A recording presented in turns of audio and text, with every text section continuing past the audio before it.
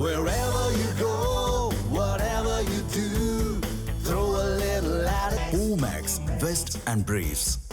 கன்னியாகுமரி மாவட்டம் நாகர்கோவில் சிறையில் மர்மமான முறையில் மரணமடைந்த சபரிவர்மன் இறப்புக்கு முன்பாக காவல் நிலையம் அருகே அமர்ந்திருந்த வீடியோ இணையத்தில் பரவி வருகிறது. இது தொடர்பான கூடுதல் விவரங்களை செய்தியாளர் சரவணன் வழங்க கேட்கலாம். சரவணன், விவரங்கள்.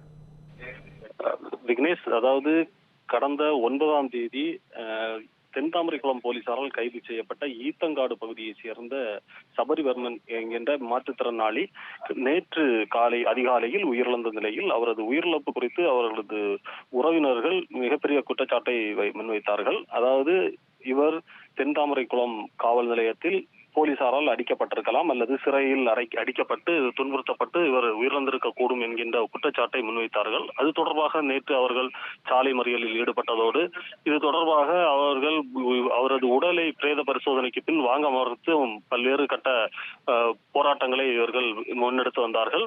இந்த சூழ்நிலையில் நேற்று மாவட்ட காவல் கண்காணிப்பாளர் ஸ்டாலின் அவருடன் பேச்சுவார்த்தை நடத்தியிருந்தார். அதே போன்று இது சம்பந்தமாக குற்றவியல் நீதிமன்ற நீதிபதி சத்தியமூர்த்தியும் விசாரணை மேற்கொண்டிருந்தார்.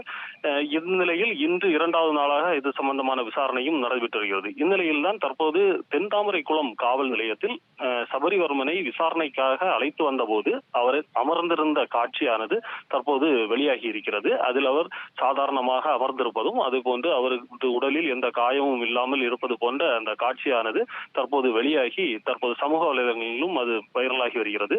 இது தொடர்பாக காவல்துறையினரும் தென்தாமரைக்குளம் காவல் நிலையத்தில் இந்த சபரிவர்மன் எந்தவித துன்புறுத்தலுக்கும் ஆளாகவில்லை என்கின்ற ஒரு வாதத்தை முன்வைத்து வருகிறார்கள். இது தொடர்பாக அவர்களது குடும்பத்தினருக்கும் இந்த வீடியோவை தெரிவித்து காமிச்சதாக தெரிகிறது. இந்நிலையில் இந்த வீடியோ தற்போது வைரலாகி ஒரு பேசுபொருளாக மாறியிருக்கிறது. விக்னேஷ்,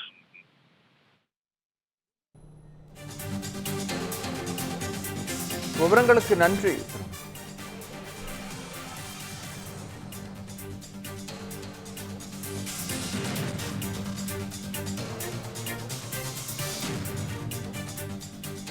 தமிழ் ஜனம் சேனலை சப்ஸ்கிரைப் பண்ணாம பார்த்துட்டு இருந்தீங்கன்னா மறக்காம சப்ஸ்கிரைப் பண்ணிடுங்க.